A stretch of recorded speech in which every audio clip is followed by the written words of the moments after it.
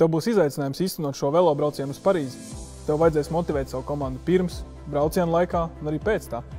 Nu jā, no savas pieredzes, ko es atceros, tas ir tas, kā mani un manu komandu motivē basketbola treneris pirms svarīgām spēlēm. Viņš rīkoja kopīgus treniņus, pīcas vakarus pie sevis mājās, tas tiešām bija ļoti forši.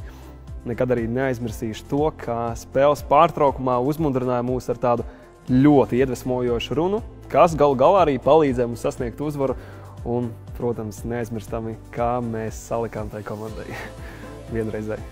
Nu redz, tad jau tev ir lieliski pieredze, kā motivēt savu komandu, un dažas no šīm idejām tu jau varēsi likt lietā. Jā, tas gan, bet varbūt tu man vari ieteikt, kā labāk motivēt manu komandu. Jā, man ir daži labi padomi, kurus tev varētu pateikt. Būs brīži, kad kāds būs iestrēdzis savos pienākumos, netiks galā un iekavēs termiņus. Iespējams tas tāpēc, ka veicamie darbi ir garlaicīgi vai pat arī tehniski sarežģīti. Tāpēc mēģini nodrošināt pēc iespējas interesantāku veidu, kā garlaicīgo pārvērst saistošu.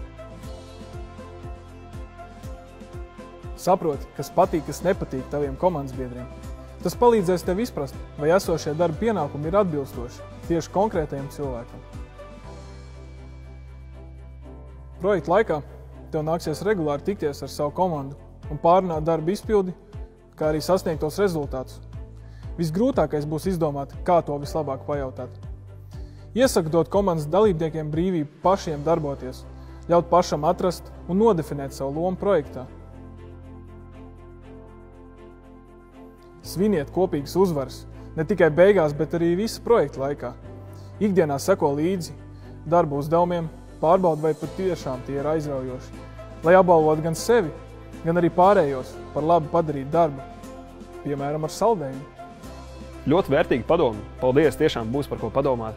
Klausies, kā man labāk rīkoties, ja kādā no projekta posmiem man rodas sarežģījumi un jāpaziņo komandai sliktās ziņas. Šādās situācijās es ieteiktu noteikti saglabāt mieru un arī uzturēt pozitīvu gaisotni pašā projektā. Piemēram, tu vari uzrīkot kādu velotreniņu vai pat arī ballīti. Jo eksistē tāds pieņēmums, ka projekta veiksme ir atkarīga no tā dalībnieku motivācijas.